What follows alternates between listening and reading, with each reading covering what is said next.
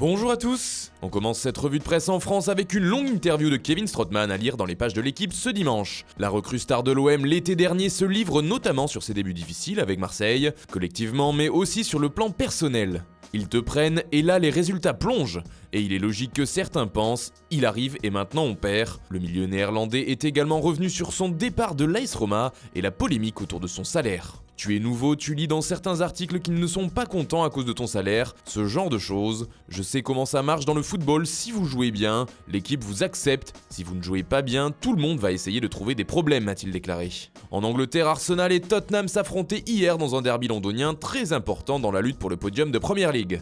Les deux équipes se sont quittées sur un match nul un partout, mais c'est pourtant bien un raté pour Arsenal, comme l'explique le Times. En effet, les Gunners ont dominé la rencontre et auraient pu la remporter, avec un penalty dans les toutes dernières secondes, frappé par Aubameyang et repoussé par Hugo Lloris. Mais ce dimanche, c'est un autre très gros match qui se joue outre-Manche, le derby entre Liverpool et Everton.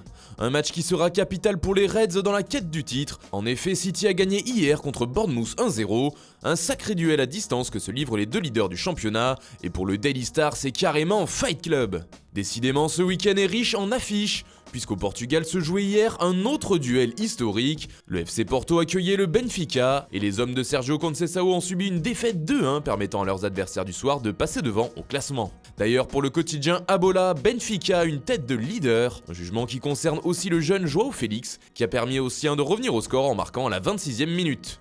L'aigle vire en tête devant le dragon, résume le journal Record, et pour Odjogo, pas de doute possible, le dragon est au tapis. Et puis en Espagne, c'était bien sûr le Classico hier soir. Ce sont les Blaugrana qui l'ont emporté sur le plus petit des scores grâce à un but d'Ivan Rakitic. Ce dimanche, toute la presse espagnole ne parle que de ça. D'après le journal AS, le Real se rend et dépose les armes. Le Barça devient la première équipe à gagner 4 matchs de suite à Santiago Bernabéu, précise le quotidien ibérique. Et c'est un autre coup du Barça pour Marca. Après la victoire il y a 3 jours des Barcelonais à Madrid, ils ont remis le couvert. Dans la presse catalane, si on insiste sur cette victoire historique, comme Mundo Deportivo qui titre La Fête, on crie aussi au scandale après l'altercation entre Sergio Ramos et Lionel Messi. Pour le journal, c'est une agression sur la Pulga qui est restée impunie. Sport aussi enrage et explique qu'il s'agit d'une agression brutale et que Ramos n'aurait pas dû continuer de jouer après son geste.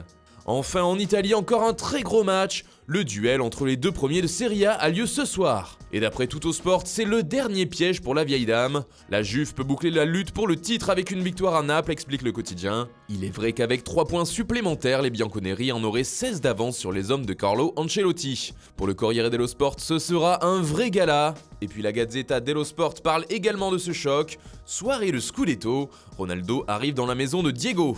Un match que le coach de la Juve, Massimiliano Allegri, considère comme crucial, comme le rapporte le journal Transalpin. Ce match vaut les 2/3 du titre, a-t-il affirmé. Voilà, c'est tout pour ce matin. Bonne journée à tous, on se retrouve très vite pour une nouvelle vidéo sur Foot Mercato.